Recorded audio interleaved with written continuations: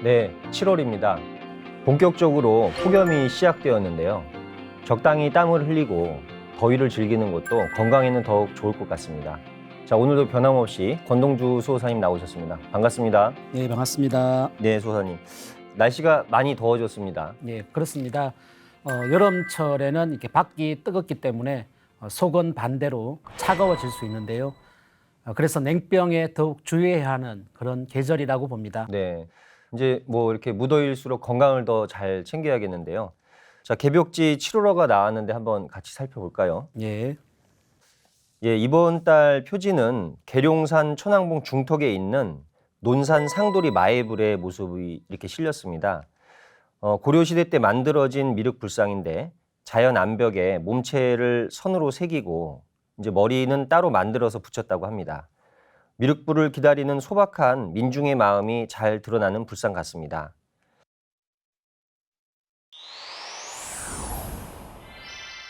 자, 오늘 살펴볼 기사는 종도사님 도운, 태상 종도사님 도훈, 진리를 만나는 기쁨, 주역과 무국대도, 펀 잉글리시, 한국사 왜곡의 결정적 장면 8가지, 지구촌 개병 뉴스에서 총 7개의 꼭지입니다.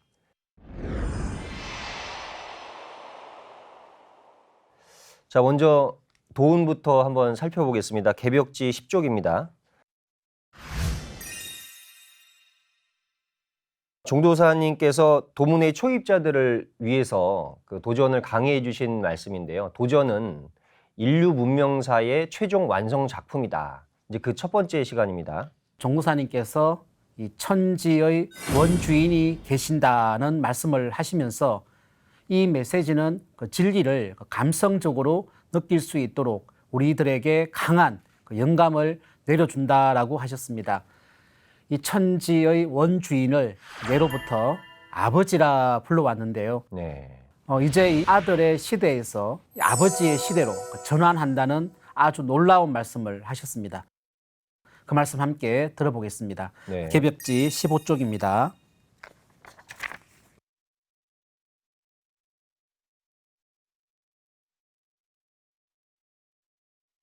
인류사가 이제 아들의 시대에서 아버지 문명 시대로 전환합니다. 그렇게 전환하는 때가 현대 문명사의 출발점입니다.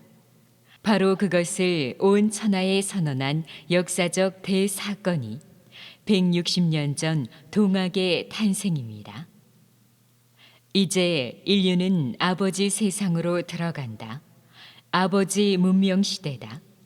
아들의 시대는 끝났다는 것입니다. 선천 종교에 대한 실제적 사형 선고를 한 것입니다. 이 아버지가 직접 오셔서 당신님의 성음으로 새 진리를 선포하셨습니다. 모든 것이 나로부터 새로 시작된다라고 하셨습니다. 그래서 하늘에도 새 세상이 시작되고 어머니 지구에도 새로운 역사 시대가 시작됩니다. 아버지 무국대도 시대가 도래하는 것입니다.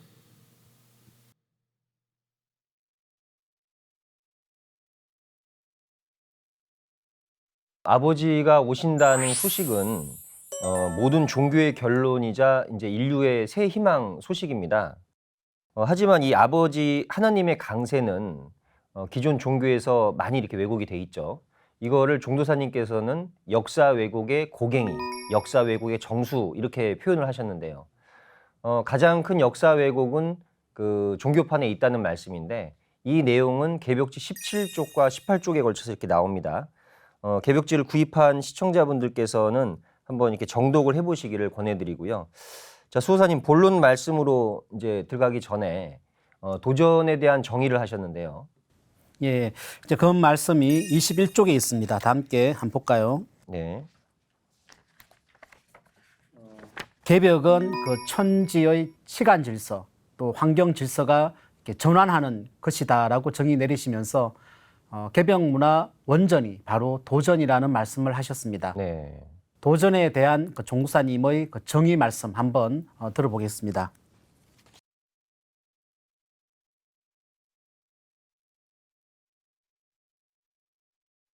개벽문화 원전이 바로 도전입니다. 선천 세상이 끝나고 새로 태어나는 하늘 땅, 인간과 신의 세계, 놀라운 후천 새 세상의 문화 원전입니다. 후천 통일문화 원전입니다.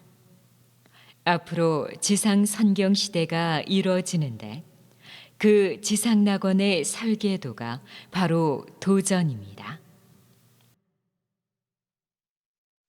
우주적인 대전환기에 우리 한 사람 한 사람이 생활 속에서 어떻게 바뀔 수가 있는가? 그 길이 바로 수행 도통문화의 원전인 도전에 있는 것입니다. 도전을 보면 만년 전부터 내려오는 우리의 본래 수행 문화인 태울주 문화를 알 수 있습니다.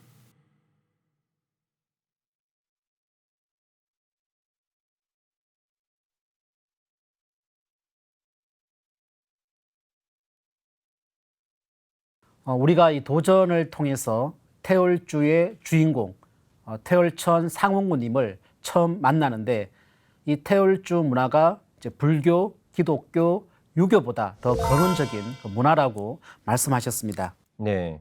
그 태울 문화가 아직 일본에는 조금 이렇게 남아 있는데요. 예. 일본의 그 이세 신궁 내궁과 외궁의 그 문짝에 그 흔적이 이렇게 있는데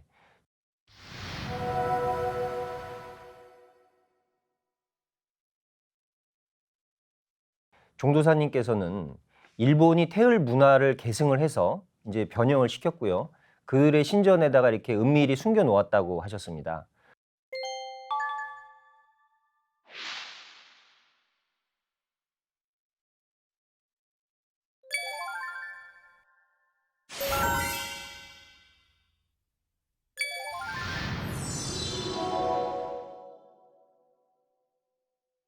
북극성 문화와 이제 칠성 문화가 그것인데요.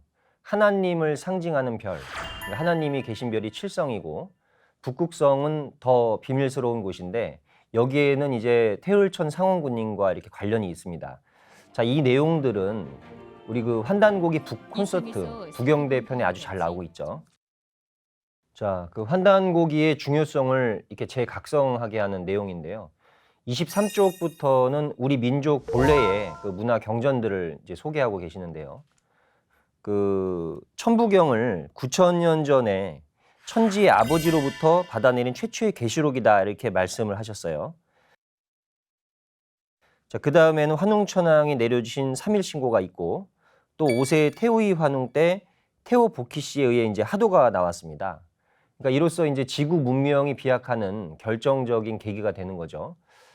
단군 조선시대 때는 낙서와 국가헌법, 홍봉구주가 나왔고 11세 도예단군 때는 국민문화헌장이라고 할 수 있는 연표문이 나오게 되죠.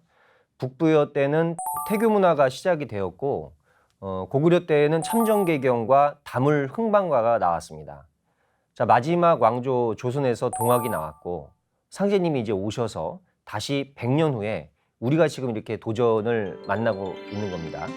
자, 그래서 이제 종도사님께서는 도전을 이렇게 정의하셨습니다.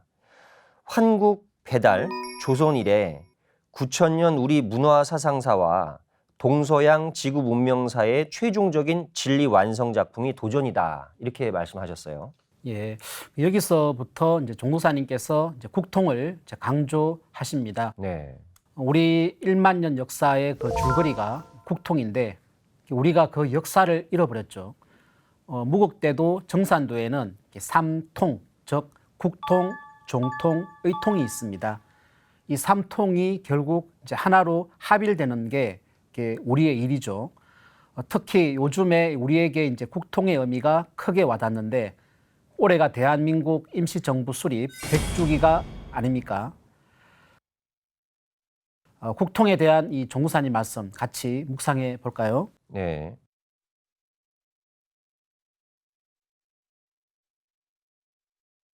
국통에 대한 정의를 한마디로 하면 국통은 정통입니다. 국통은 종통입니다. 왜 그럴까요? 우리 조상들이 우주관을 깨달았고 그것이 국통과 더불어 전해졌기 때문입니다. 우리 한국인의 문화사는 우주와 인간에 대한 깨달음의 역사입니다. 우주에 대한 깨달음의 문화사입니다.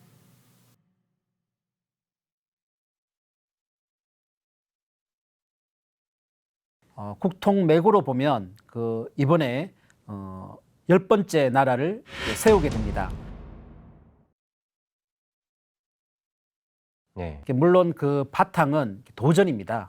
그런 의미에서 이제 도전을 앞 세상의 설계도이고 통치 법전이라고 정의 내릴 수가 있겠습니다. 네. 그러니까 국통의 의미, 그리고 나라 세움, 건국의 의미에 대해서는 또 이제 다음 시간에 다룰 기회가 있을 것 같고요. 종도사님께서는 우리 한국의 문화사를 신교로 이렇게 정의를 하셨는데, 신의 가르침이라는 이 신교가 우리의 그 뿌리 문화이고 우주의 원형 문화다, 이렇게 말씀을 하셨습니다. 자, 신교에 대한 종도사님 말씀을 들으면서 오늘 말씀은 마무리하겠습니다. 유불선, 기독교와 힌두교 문화, 동서양의 신비주의 문화, 그리고 인디언 문화를 보면 원뿌리 문화가 있습니다. 뿌리 속에서 다 나왔습니다. 불교는 힌두교 문화를 극복하면서 나왔고, 기독교에서 신약은 구약을 배경으로, 구약은 수메르 문명을 근본으로 해서 나왔습니다. 그들 사상의 본래 집, 원형이 바로 아버지 문화입니다. 아버지 문화, 신교에서 제2의 신교인 유불선과 서도로 분화되었지만, 그것은 아버지가 오심으로써 다시 하나가 됩니다. 그 아버지가 직접 오신다는 소식이 바로 동학입니다.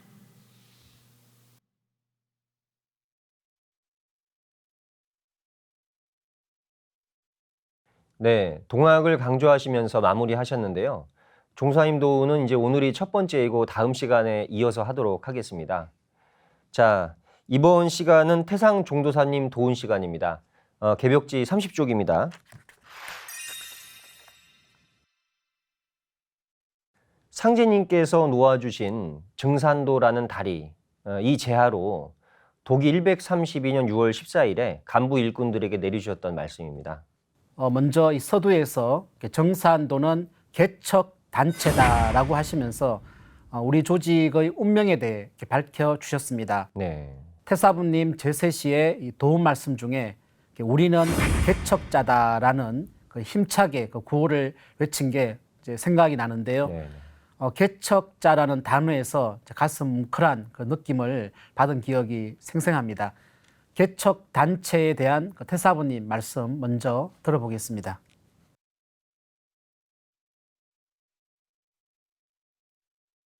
개척단체는 스스로 능력을 발휘하여 활동하고 세상과 사상투쟁을 해야 한다. 묵은 진리를 부수고 새 문화, 새 세상, 새로운 진리로 갈아 끼우는 것이다. 개척을 하는 사람의 의식구조가 잘못되면 진리가 아무리 좋아도 소용이 없다. 진리가 스스로 펄펄 뛰어다니며 세상 사람들에게 들어갈 수는 없는 일 아닌가.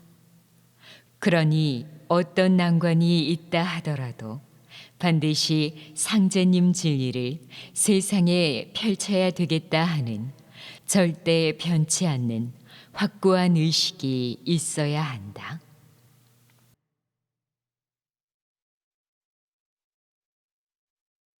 개척단체라는 말씀 속에 참 이렇게 만난을 극복하면서 결국에는 그 목적한 바를 이뤄내는 개척자의 정신을 이렇게 강조하셨는데요.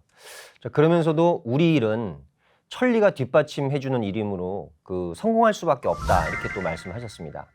자, 천하사 성공에 대한 태사부님의 말씀을 한번 묵상해 보겠습니다.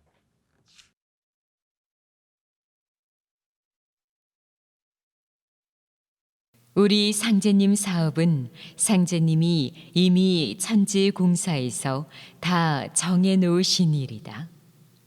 그렇게 정하신 일은 서로 당치 않은 일로 보이더라도 그렇게 되는 수밖에 없다.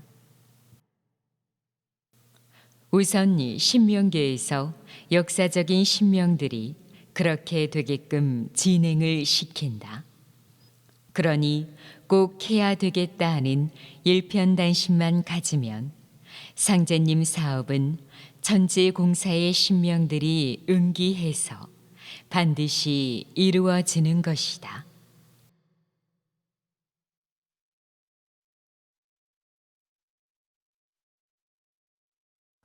마침내 일이 크게 이루어진다. 일꾼들이 일심을 가졌을 때 역사적인 신명들이 그 기운에 응기해서 일이 크게 이루어진다고 생각을 합니다. 예, 저는 이 일심을 그 고도로 축적된 그 에너지라고 이렇게 생각해 보았습니다. 그 일심의 그 에너지가 축적되었을 때 끌어당김의 그 법칙에 의해 물질화되는 일이 일어나게 되죠. 이때 이제 신도에서는 역사적인 그 신명들이 개입하게 됩니다. 그러면 일이 우리 예상과는 전혀 다른 그 규모로 커지기도 하고 또 이제 처음 예상과는 전혀 다른 방향으로 전개되기도 하죠. 이걸 조화라고 합니다. 예. 간절한 기도를 통해서 기적이 일어났다. 뭐 이런 일화는 우리 증산도 도생님들에게도 자주 찾아볼 수 있는데요. 나중에 한번 시간이 되면은 우리 권소사님의 경험도 한번 들어보면 좋겠습니다. 예, 꼭 한번 그런 시간이 배정되기를 바랍니다. 네. 이번에 태사부님께서 많은 그 사람을 만나봐야 한다는 말씀을 이렇게 하셨습니다. 사람은 10명 접촉한 사람 다르고 또 100명 접촉한 사람 다르고 1000명 접촉한 사람이 다르다라고 이렇게 하셨습니다. 네. 예, 그 말씀 묵상해 보겠습니다.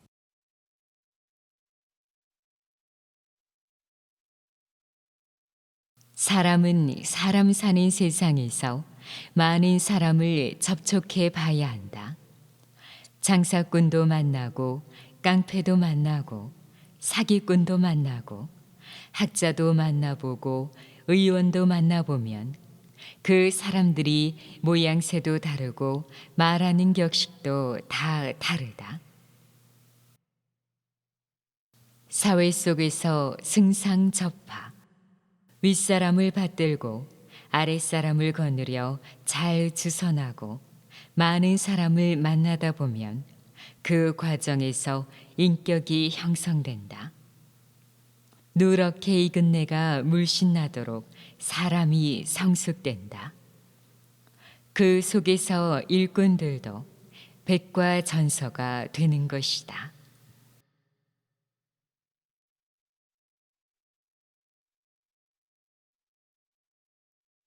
수호사님, 경험만큼 값진 자산이 없는데 그 우리의 경험은 사람 만난 경험, 이제 그 중에서 사람을 만나서 진리를 전하는 포덕의 경험이 아주 그 최고라고 생각합니다. 네, 맞습니다.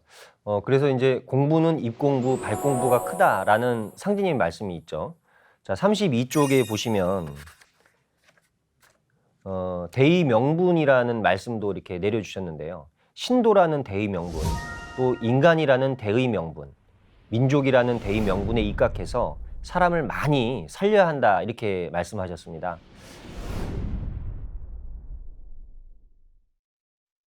자, 가을 개벽기에 천지를 대신해서 인간 추수를 한다. 또 하나님을 대신해서 사람을 건져 후천 성경으로 인도한다. 이것보다 더 큰 대의 명분은 없다고 봅니다. 예, 맞습니다. 그 사람은 대의 명분, 가치관에 의해 움직이는 그 존재입니다. 그 대의를 세상 사람들에게 일깨워 준다면 상계님 진리를 마다할 사람이 없다고 봅니다. 네. 마지막으로 우리의 그 중대한 그 책임을 강조하신 태사부님 말씀 한번 들어보겠습니다.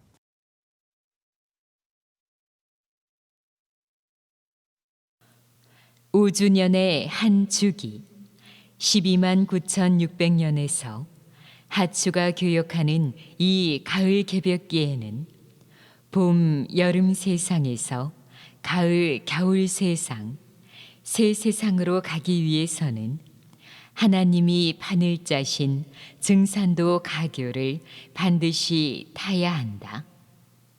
우리는 이 가교를 전 인류에게 대어줘야 한다. 나도 그 가교를 타고서 후천으로 넘어가고 남들과도 같이 손잡고 그 다리를 건너가야 하는 것이다.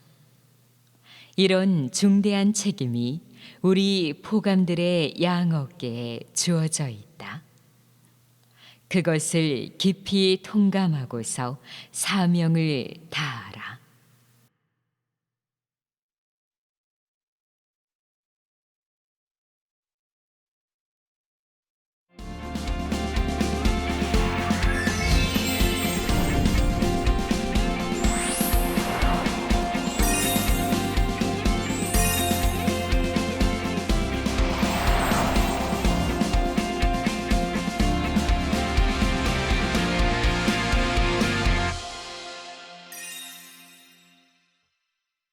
네, 이번에는 신입 도생님들의 입도 소감을 들어보는 진리를 만나는 기쁨 시간입니다. 소개해 주시죠. 예. 올해 윤 4월 달에 입도하신 포천 신업도장 고병학 도생님입니다. 네, 이분은 이제 상생 방송을 처음 보았을 때 상제님 말씀을 듣고 큰 충격을 받았다고 합니다. 그 내용을 보면 책을 보면 바로 너희에게는 이 설령이 하나님이니라. 너희는 설령을 찾은 연후에 나를 찾으라. 선령을 찾기 전에 나를 찾으면 요급 선령이 되느니라. 조상은 아니 위하고 나를 위한다 함은 부당하나니 조상의 제사를 극진히 받들라라는 그 도전 말씀입니다. 소사님, 이 말씀을 이제 접하고 크게 감동받은 사람이 우리 도문에 많이 있지 않습니까? 네. 또 그리고 지금 시대에는 이제 조상신에 대한 인식이 많이 떨어져 있고, 그래서 이제 제사도 별다른 그 생각 없이 이렇게 형식적으로 지내시는 분들이 많은데요. 상제님 말씀은 조상신의 존재에 대해서, 그리고 우리가 모시는 제사의 절대성에 대해서 그 막연한 인식을 크게 이렇게 각성 주시는 말씀이라고 생각이 돼요. 예. 이분이 이제 올해 58년 그 인생을 이제 회상하면서 이제 아무런 발전도 없이 항상 그 제자리 그런 분인 그 삶에 대해 큰 회의를 느꼈다고 합니다. 그래서 13년간의 그 직장 생활을 접고 새로운 길을 찾고 있는데 네. 이제 그러다 보니 이제 TV 앞에 많은 그 시간을 가지게 되지 않습니까? 근데 이때부터 이제 이분이 상생방송 애청자가 되었는데 이때 이제 종도사님의 그 환단곡이 북콘서트를 말씀을 듣고 이분이 아주 크게 감동을 받게 됩니다.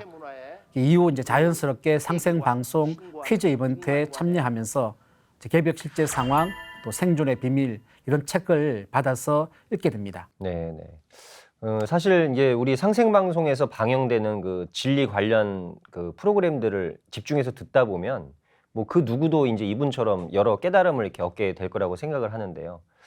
환단곡이 북콘서트 내용이 이제 처음 듣는 내용이라 그 세상 사람들에게는 그야말로 이제 충격과 뭐 감동일 수밖에 없을 거라고 생각이 듭니다. 자, 그리고 이분의 수기 중에 제 마음에 이렇게 와닿는 부분이 있었는데요. 한번 읽어보겠습니다. 그동안의 제 삶을 되돌아보면 아무것도 못하고 그저 초라하고 지극히 평범한 인생을 살아왔구나 하는 생각이 들어서 마음은 항상 천근만근인 양 답답했습니다. 사실 대다수의 사람들이 이 비슷한 감정을 느낀다고 생각을 합니다. 그러니까 뭔가 이렇게 살면서 허무한 마음, 또 부족한 마음이 우리가 이렇게 진리를 찾는 큰 동력원이 된다고 봐요. 예, 맞습니다. 그 심령이 가난한 자는 복이 있나니 그 천국이 그들의 것이미요. 라는 그 예수님 말씀이 있지 않습니까? 네. 마음이 이렇게 충족되지 못하고 아쉬운 사람들, 뭔가 새로운 것을 갈구하는 그런 사람들이 새 진리를 받아들이고 또 감동받고 또 깨어나게 됩니다. 우리가 이제 만나야 할 사람들이 바로 이런 그런 사람들이죠. 네.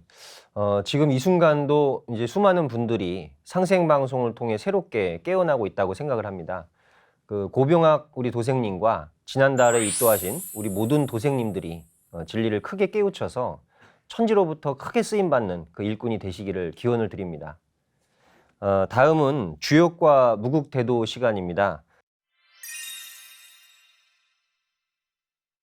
오늘은 주역 64개 중에 36번째 궤인 지화명리궤를 한번 알아보겠습니다. 수호사님, 지화명리궤 하면 64개 중에서 상당히 흥미로운 궤인데요. 예, 맞습니다. 저도 이 명의궤에 대한 그 관심이 참 많이 있는 사람인데요.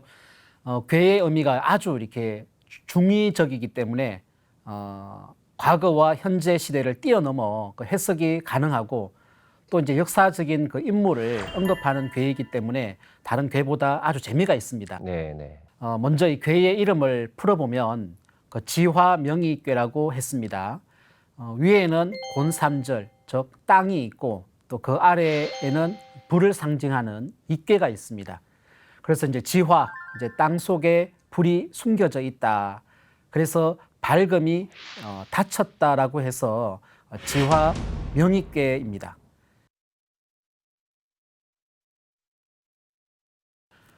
명의에서 이 자는 동의족 할 때 이 자도 되지만 여기서는 상처 입다라는 그 뜻입니다. 네.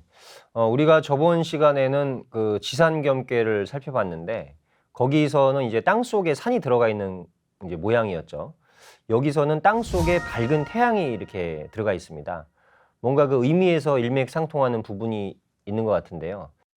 자, 수호사님, 주역 64개 모두가 자연의 법칙을 노래를 했는데 이제 그 자연 법칙에 부합되는 어떤 인사와 이벤트가 이렇게 있을 거라고 생각이 들고요. 그렇다면은 이 지화명의궤에 해당되는 어떤 이벤트가 있습니까? 예, 바로 이 역사 이벤트가 있습니다. 주역 64개를 그 읽는 자세를 아주 정확하게 이렇게 말씀을 하셨는데 네. 모든 우주 변화 원리는 그 인사에 빗대어서 보는 게 맞다고 봅니다. 먼저 이 지화명의궤는 문왕이 그 폭군 그 주왕에 의해 유리 감옥에 이제 갇혔을 때 자신의 그 운명을 점쳐 보기 위해 뽑았던 궤입니다. 네. 그래서 이 지화명의궤는 문왕과 관련이 깊고 당시 이제 문왕이 처했던 역사 상황과 관련이 깊습니다.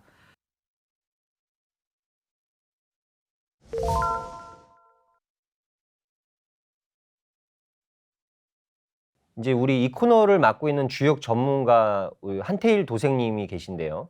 이분의 해석을 빌리면 지화명의궤는 해가 진 일몰의 암흑시대다. 그러니까 즉 선천말대를 상징하면서 동시에 잃어버린 천지광명의 신법을 되찾고자 노력하는 어떤 그 두 분을 상징한다고 또 표현을 했습니다. 그런 의미에서 우리 일꾼들이 반드시 알아야 할 궤라고 또 생각이 되는데요. 그럼 먼저 그 궤사를 한번 살펴볼까요? 명의는 이 간정하니라. 명의는 어렵게 하고 바르게 함이 이로우니라. 예, 자세히 들여다보면 명자는 해와 달의 두 광명이 합쳐진 글자입니다. 바로 1월의 광명을 상징하는 상제님의 대행자 두 분을 상징한다고 볼 수가 있어요. 자, 그리고 이자는 1월 이자인데 원형이정의 이자로 봐도 무방하죠. 자, 그리고 간정, 어려움을 겪어도 곧게 나가야 된다. 자, 여기서 이 간자가 참 묘한 게 간방할 때 그 간자가 이렇게 들어가 있습니다. 명의에서도 이 이자가 동이족을 상징하는 글자죠. 그래서 이 간정이라는 거는 인류를 구원하는 우리 동방 한민족이 겪게 되는 고난의 그 섭리로 이렇게 해석이 또 될 수가 있습니다. 자, 역경과 고난의 인생 길 속에서도 고듬을 지켜나가는 모습이 바로 이 궤사에 나타나 있는 것 같아요. 여기서 궤사를 이제 부연 설명한 그 단전을 보면 그 의미가 아주 명확해집니다. 단왈 명입지중이 명이니 내 문명이 왜 유순하야. 단전에 이르길 밝은 것이 땅 가운데 들어감이 명이니 안으로 문명하고 밖으로는 유순해서 이몽대난이니 문왕이 이지하니라. 큰 어려움을 무릅쓰니 문왕이 이를 본받아 그렇게 행하였느니라. 이 간정은 회기명야라. 이 간정은 그 밝은 것을 금음으로 하니라. 내난 이 능정기지니 기자가 이지하니라. 안으로 어려우면서 그 뜻을 바르게 할 수 있음이니 기자가 이를 본받아 그렇게 행하였느니라 고 하였다.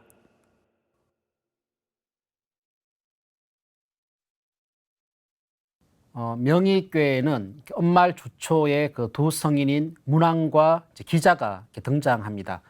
먼저 이 문왕에 대한 이야기입니다.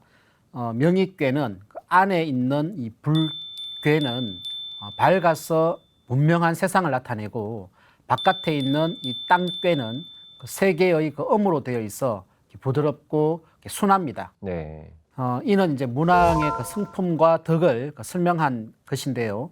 이몽대난이라는 말대로 문왕은 온갖 그 핍박을 당하면서도 가슴 속에 품은 이 문명한 지혜로 64궤를 깊이 연역하여 이 궤명과 궤사를 지었습니다. 네. 밑에 이 두 줄은 그 폭군 주왕에게 선정을 펼치라고 간언해도 받아들이지 않자 이제 거짓으로 미친 척 살아간 그 기자에 대한 이야기입니다. 네. 명의의 때는 바로 이 폭정의 그 시대로 법도에서 벗어나도 안 되지만 잘난 척 하다가도 죽임을 당하는 때라 갖고 미친 척 하거나 바보처럼 살아가야 합니다. 네. 그 회기 명야에서 이 회자는 금음 회자로 감춘다는 그 의미인데요. 이는 마치 금음달이 자신을 감추어 월광을 숨기듯이 군자 또한 어리석게 처신하여 어려운 시대를 극복해야 한다는 것입니다. 네. 자, 지금 말씀해 주신 회기명야, 밝음을 숨긴다라는 그 말대로 문왕은 큰아들을 죽여서 그 끓인 국을 모르는 척하고 이렇게 들이킬 수밖에 없었고요. 기자는 머리를 풀고 미친 척하면서 이제 남의 집에 노비로 들어갔습니다.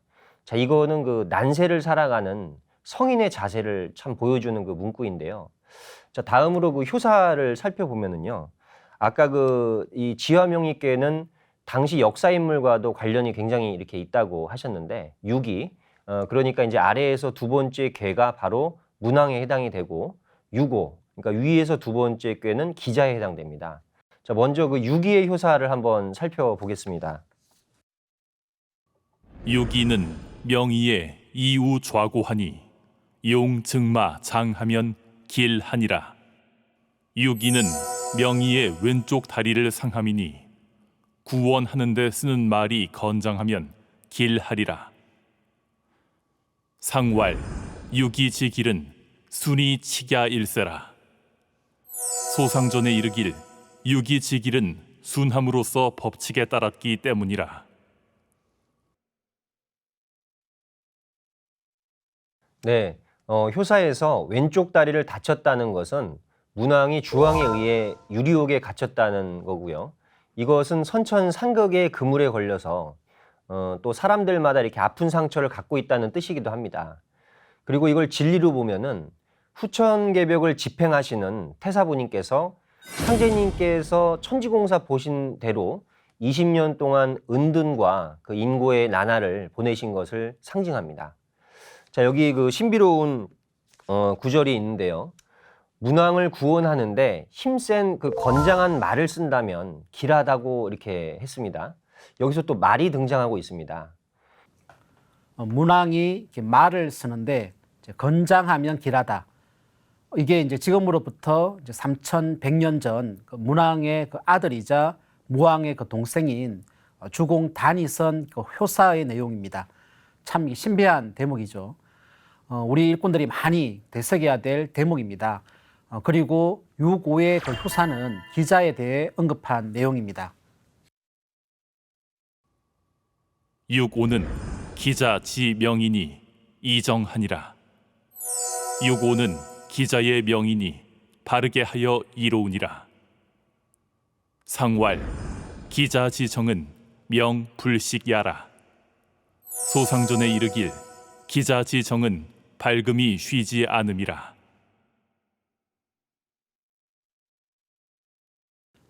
기자는 이제 겉으로는 미친 척 하면서도 그 내면의 그 명덕을 지켜서 이로움을 얻었습니다. 네. 나중에 이제 주 무왕에게 홍범 구주를 전수해서 난세를 이제 평정하는데 크게 이제 도움을 주죠.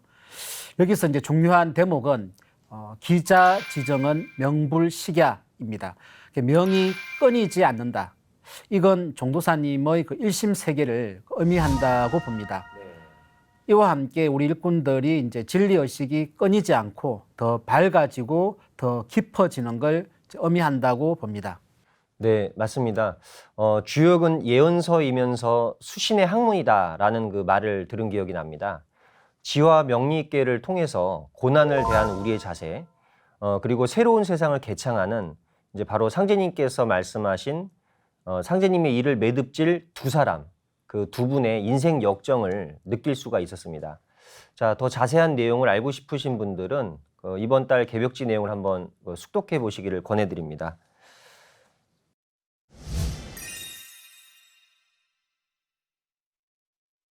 네, 이번 시간은 Fun English 시간입니다. 천지공사에 관련된 영어 표현을 공부해 보는데요. 개벽지 123쪽입니다. 화면으로 한번 만나보시죠.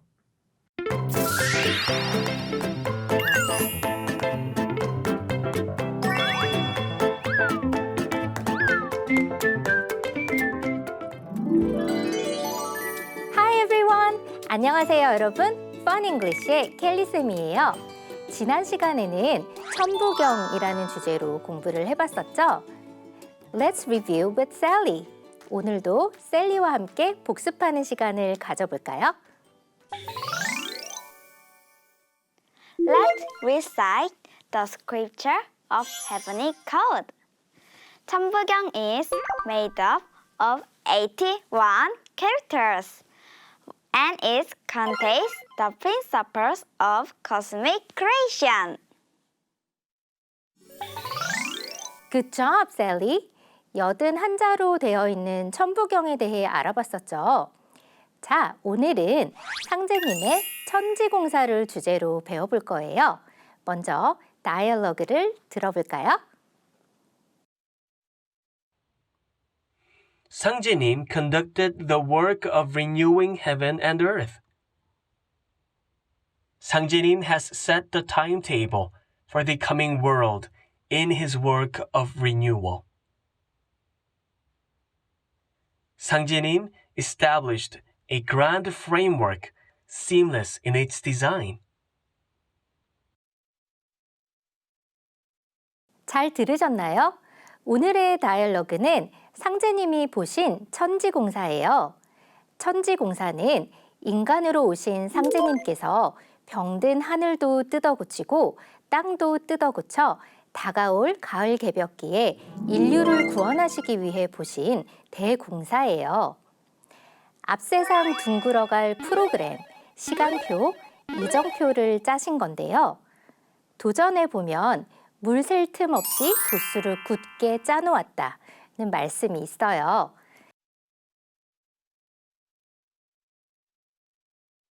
그럼 상제님이 보신 천지공사, 영어로 공부해 볼까요?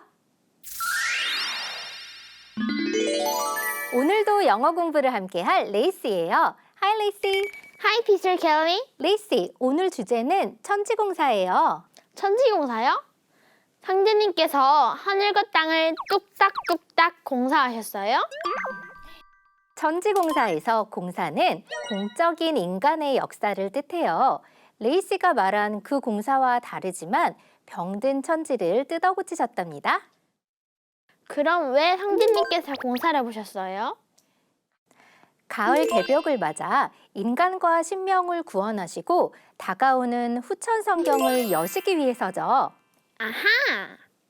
그럼 상제님께서 보신 천지공사를 함께 영어로 배워볼까요? Let's go!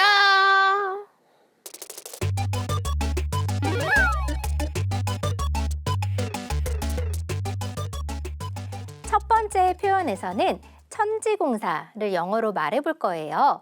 레이시, 천지, 하늘과 땅을 영어로 어떻게 말하면 될까요? 하늘, heaven, 그리고 땅, earth, heaven and earth. 그렇죠. heaven and earth. 그리고 천지를 뜯어 고쳐서 새롭게 하는 일이라는 뜻의 work와 renewing 단어로 말해볼게요. 새롭게 하는 일, the work of renewing. The work of renewing. 좋아요. 이제 천지공사를 영어로 말해볼게요. The work of renewing heaven and earth. The work of renewing heaven and earth. Good job! 이제 첫 번째 문장 전체를 행하다, conduct 단어를 써서 말해볼게요. 상제님 conducted. 상제님께서 행하셨어요. 어떤 것을? The work of renewing heaven and earth. 천지공사를. 상제님 conducted the work of renewing heaven and earth. 상제님 conducted the work of renewing heaven and earth. Great! Repeat after me. 여러분도 천천히 따라해봐요. 상제님 conducted the work of renewing heaven and earth. 상제님 conducted the work of renewing heaven and earth. Very good. 아주 잘했어요. 그럼 천지공사를 두 번째 문장에서 더 자세히 알아봐요.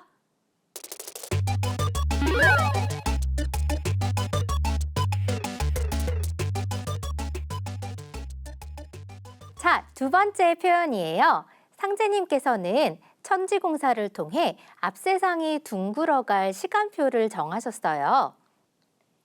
선생님, 대사부님께서 하신 말씀이 생각나요.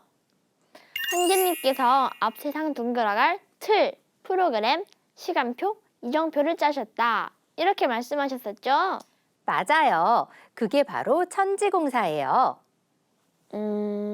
학교에서는 시간표대로 수업을 하잖아요. 그것과 비슷한 거예요? 그렇죠. 지금 우리가 살고 있는 이 세상 모든 역사가 상제님께서 보신 천지공사 시간표 그대로 흘러가고 있어요. 와우! 천지의 시간표네요. That's right. 그럼 먼저 시간표를 영어로 배워볼까요? 시간표는 timetable이라고 해요. timetable. timetable. 천지의 시간표를 정하신 거니까 정하다, 세우다 라는 의미의 set도 붙여서 말해볼까요? Sets the timetable. Set the timetable. 그리고 앞세상 둥글어갈에서 앞세상은 다가오는 세상이라는 뜻의 coming world라고 해요. coming world. Coming world. Very good. 앞세상 둥글어갈 시간표를 sets the timetable과 the coming world를 붙여서 말해볼게요. Sets the timetable for the coming world. Set the timetable for the coming world. Good job.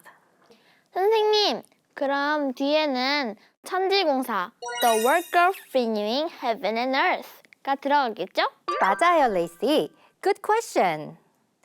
그런데 the work of renewing heaven and earth를 줄여서 the work of renewal이라고 말하기도 한답니다. 아하. 그럼 줄임 표현으로 문장 전체를 말해볼 건데요. 길지만 천천히 따라해봐요. 상제님께서 시간표를 정하셨어요. 상제님 has set the timetable. 상제님 has set the timetable 앞세상이 둥글어갈 시간표를 for the coming world. for the coming world. 그리고 천지공사 안에서 in his work of renewal. In his work of renewal. 상제님 has set the timetable for the coming world in his work of renewal. 상제님 has set the timetable for the coming world in his work of renewal. Perfect! 아주 잘했어요. 오늘은 레이시와 셀리가 오늘 배운 문장들로 단어 맞추기 게임을 한대요. 레이시, are you ready? Of course, teacher. Let's get started. Sally, let's play the word game. Word game? That sounds interesting. Look at this tablet. 문장이 비어있네. 빈칸을 채워야 하는 건가? 맞아. 위에 보기에서 고르면 돼. 첫 번째 문장부터 볼까? 상대님께서 천지공사를 보셨어요. 레이시. 뒤에는 천지공사를 말하는 것 같아. 천지공사는 모든 걸 새롭게 하니까 The work of renewing. renewing 아닐까? Work of renewing heaven and earth. Good job, Sally. 그러면 앞 빈칸에는 상제님께서 천지공사를 행하신 거니까 행하다의 conducted.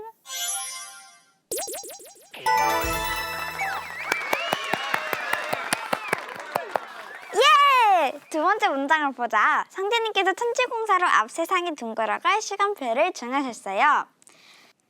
첫 번째 빈칸에 들어갈 단어는 상제님께서 시간표를 정하셨으니까 시간표를 뜻하는 timetable.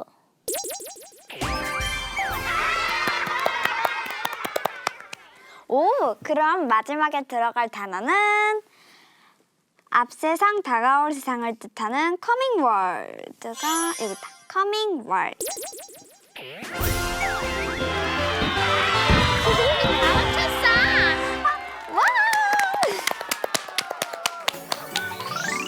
Very good.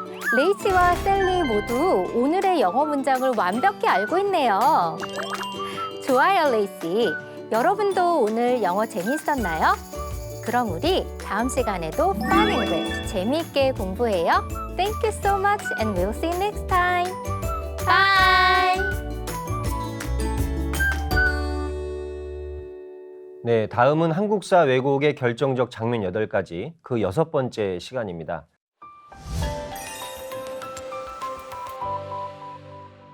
자, 이번에는 일제강점기 시절에 일본이 제작해서 우리나라 학생들에게 가르쳤던 초등학교 역사 교과서를 통해서 당시 그 일본의 역사 왜곡과 그 핵심을 한번 알아보겠습니다. 예, 오늘은 일본 그 식민사관의 그 핵심에 접근해보는 시간입니다.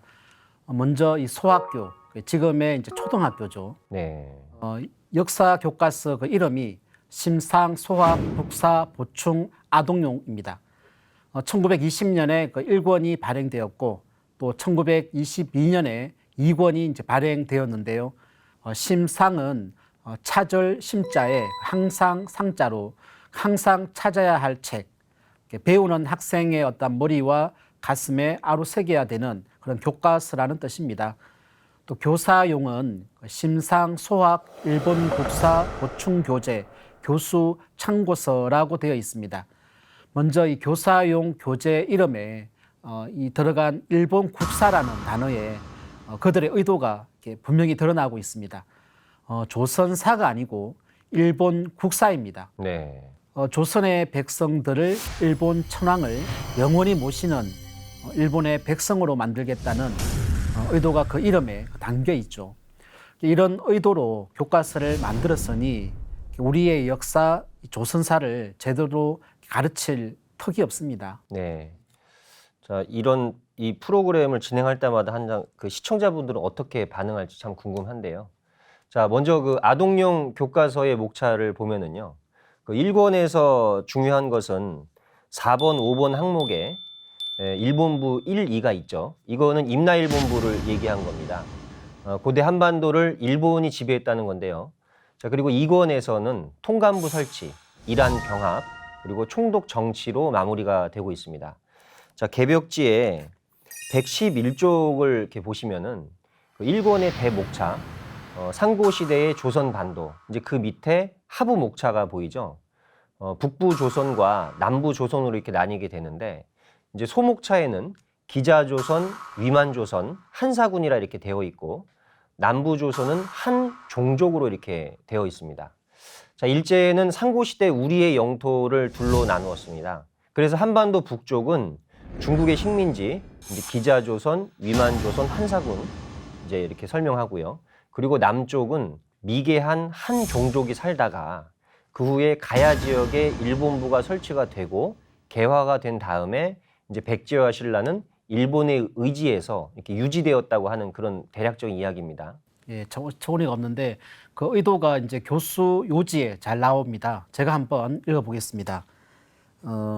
본과에서 이 조선 반도의 연역은 북부와 남부가 크게 다르다. 북부는 예로부터 중국에서 온 사람들이 통치했으며 따라서 중국의 속국 또는 영토였다는 사실을, 남부는 곧 조선인의 그 조상인 한족의 거주지로서 이 지방은 일찍부터 일본과 밀접한 관계에 있었다는 사실을 가르쳐야 한다. 이렇게 되어 있습니다. 한마디로 우리나라가 중국의 식민지였다는 그 사실을 강조해서 가르쳐라고 하는 겁니다. 아시다시피 이제 기자조선, 위만조선, 한사군 이런 주장들은 이제 중화사관에 입각한 중국 사스의 그 일방적인 그 주장이었죠. 근데 일제는 이걸 되살려서 우리 역사의 그 털로 아주 굳히고 또 기정사실화 시켜버립니다. 이게 바로 이 일제 식민사관의 그 핵심 내용들이죠. 이 내용들이 다. 예. 우리가 지난 시간에 이제 기자조선이나 위만조선, 그 임나일본부의 허구를 이렇게 살펴봤고요. 또 하나는 여기서 그 한 종족이라고 되어 있는데, 또 재밌게도 근래에 그 좀 세상 이슈화 됐던 그 반일 종족주의, 뭐 이영훈이라는 사람이 그 썼던, 거기 보면은 그 종족으로 이렇게 규정을 해버리거든요. 그러니까 다 이렇게 영향이 있는 것 같고요. 자, 그 좀 더 살펴보면 교수 요지에 보면은요, 때때로 부연 설명이 필요한 경우라도 학생들에게 많은 사항을 가르치는 것은 최대한 피해야 한다. 이렇게 되어 있습니다. 그러니까 지친 대로만 가르쳐라. 그러니까 누가 자세히 이렇게 물어보면 가르치지 말아라는 그 내용이고요. 또 이제 113쪽에서는 본과에서는 일본부를 중심으로 신라 고구려 백제 3국이 균형을 이루어 정립하고 있던 시대의 그 상황을 가르치며 북쪽에서 일어난 고구려에 맞서 한족의 여러 나라들이 일본의 힘으로 그 국가를 보존했다는 것을 알려줘야 한다. 이렇게 되어 있습니다. 그러니까 고대의 일본이 한민족에게 은혜를 베풀었다는 그 내용을 가르치라는 건데요. 역사를 이제 거꾸로 돌린 거죠. 얼토당토 않지만 한 가지 이렇게 눈여겨봐야 될 대목이 있습니다. 그 114쪽 조선 총독부의 그 설치에 대한 교수 요지 내용입니다. 일한 병합이 이루어지자 메이지 천황은 조칙을 내려 한국을 조선이라고 고쳐 부르고 조선 총독부를 설치하여 이를 다스리셨다. 한일 병탄, 즉 이 경술국치, 당시 우리의 국호는 대한제국이었습니다. 당군 조선의 그 사만을 계승한 대한, 일제는 이 황제의 나라 대한제국을 싫어했습니다. 네. 그래서 식민지 나라 이름을 조선이라고 다시 고쳐 불렀다는 그 내용입니다. 하지만 이 대한이라는 이름은 그대로 개성됩니다. 네. 상해 대한민국 임시정부를 거쳐 대한민국이라는 그 호칭이 아직까지 이어지고 있지 않습니까? 네네. 그러니까 마지막 왕조 한양 조선에서 대한제국으로 또 이제 대한민국으로 이 국통의 흐름이 이어진다는 말씀인데요. 일본이 만든 교과서의 핵심을 이렇게 살펴보았는데, 자, 이런 책으로 그 당시에 그 역사를 배워야 했던 우리네 그 할아버지 할머니들의 심정이 어땠겠습니까? 아동용 교과서에 이제 우리의 각오라는 그 부분에서는 일본 국민이라는 본분을 다하고 일치 협력하여 제국의 발전에 공헌할 각오를 하지 않으면 안 된다. 이렇게 되어 있습니다. 참 이렇게 소개를 하면서도 이 억장이 참 막힐 것 같은데, 당시 그 국민들은 이 대목을 읽으면서 속으로 얼마나 분노를 하고 또 이 서름을 느꼈을까요? 자, 다음 시간에는 일제 식민사관의 핵심 내용과 이론을 정립한 그 인물들에 대해서 한번 파헤쳐 보겠습니다. 네, 좀 전에 우리가 서두에서 그 역사를 잃은 가장 큰 그 대가가 우리 하나님, 상제님에 대한 그 인식을 못한다라고 하는 그 종무사님의 말씀이 다시 이렇게 떠오르게 됩니다. 네. 역사를 잃은 민족, 미래가 보이지 않습니다. 미래가 없습니다. 그래서 우리 시청자분들께서 이러한 울간개벽지의 그 역사에 대한 내용은 꼭 읽어보시고 우리가 나아가야 될, 대한민국이 걸어가야 될 그 미래를 한번 함께 밝은 미래를 함께 걸어갔으면 합니다. 네. 자, 이번에는 우리가 사는 지구촌에서 벌어지고 있는 그 사건들을 통해서요, 상제님 진리를 살펴보는 지구촌 개벽 뉴스 시간입니다.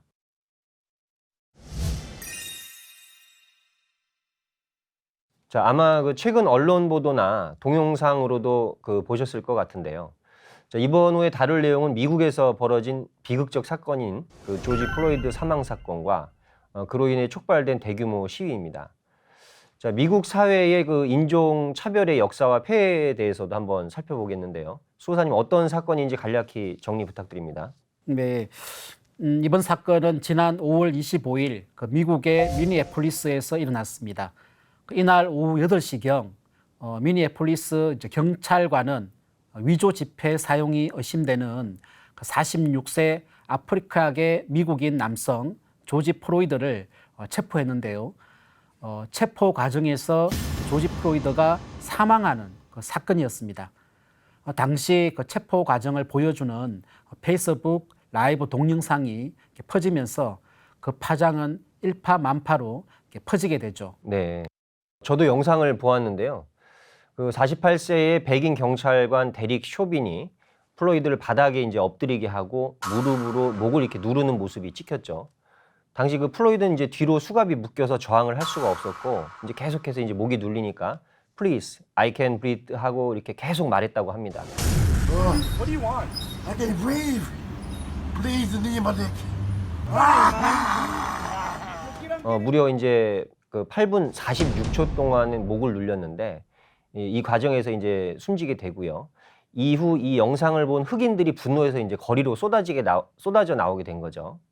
네, 그렇습니다. 참 어처구니가 없는 사건인데 그 다음 날인 이제 5월 26일 정오 무렵부터 미니애폴리스에서부터 인종 차별과 경찰의 공권력, 그 남용에 항의하는 그 시위가 시작이 되었습니다. 네.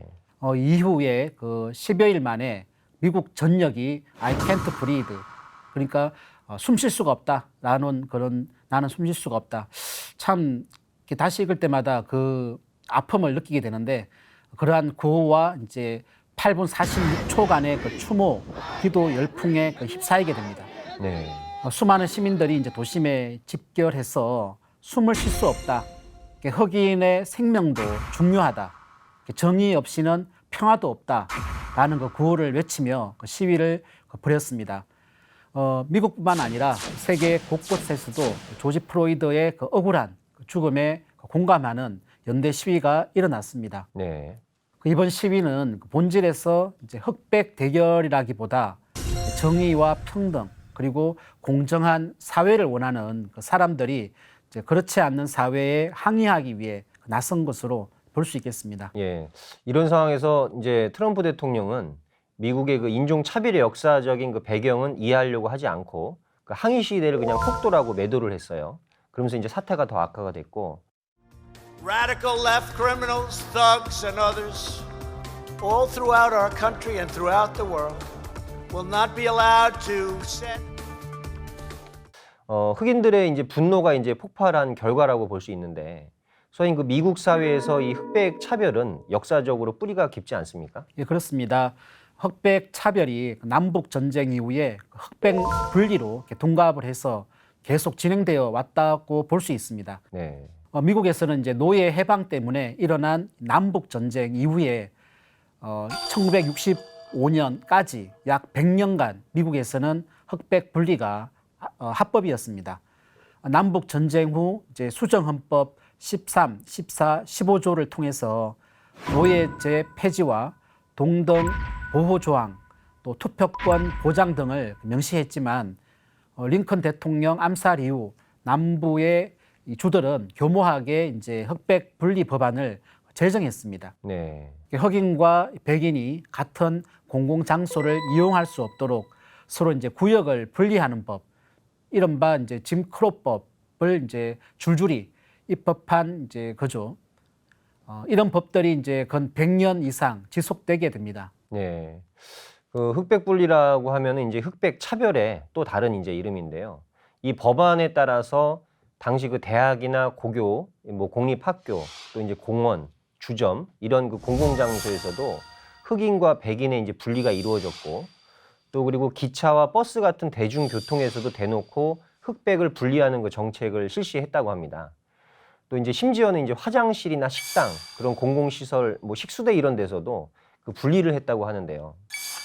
참 이런 이제 황당한 인종분리 차별은 이제 1958년 설치한 우주항공국에서도 적용되었습니다. 2016년 제작된 영화 히든 피겨에서 생생하게 묘사되었는데요. 아프리카계 미국인 여성 수학자들은 작업실에서 800m나 떨어진 흑인 여성용 화장실을 이용해야 했다고 합니다. 국가의 명운을 건 우주 경쟁 현장에서도 인종 분리가 이루어진 것이죠. 이러한 흑백 분리 법안은 1954년 연방 대법원이 이제 공립학교에 흑백 학생이 함께 다닐 수 없도록 한 주법을 불법으로 판결하면서 흔들리기 시작했습니다. 이후 이제 1955년 로자 파크스 사건 이후 미국 사회의 흑백 분리가 사문화되기 시작을 했습니다. 네. 로자 파크스 사건이라고 하면 미국의 몽고메리에서 흑인 여성이 버스 자리 이동 거부를 한 사건 같은데 미국 사회에서는 이제 흑인 민권 운동의 아주 역사적인 사건으로 이제 알고 있는데요. 예. 로자 파크스라는 여성이 이제 버스에 탔다가 이제 흑인 칸이 이제 꽉 찬 것을 보고 백인 칸에 앉게 되는데 그 기사가 이제 흑인 칸으로 옮길 것을 요구하자 이를 거부한 것입니다. Stand up now.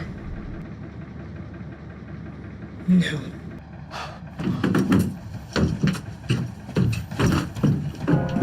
You're broken down and tired of living life on the 파크스가 이제 흑백 인종 분리법 위반으로 또 체포되자 지역 흑인들은 이제 성차 거부에 들어갔죠. 결국 1년이 넘는 법정 투쟁과 또 비폭력 평화 시위 끝에 1956년 12월 공공버스에서의 흑백 분리가 위헌이라는 판결이 나옵니다. 네. 기나긴 이제 흑백 분리 정책에 이제 금이 가기 시작한 것이죠.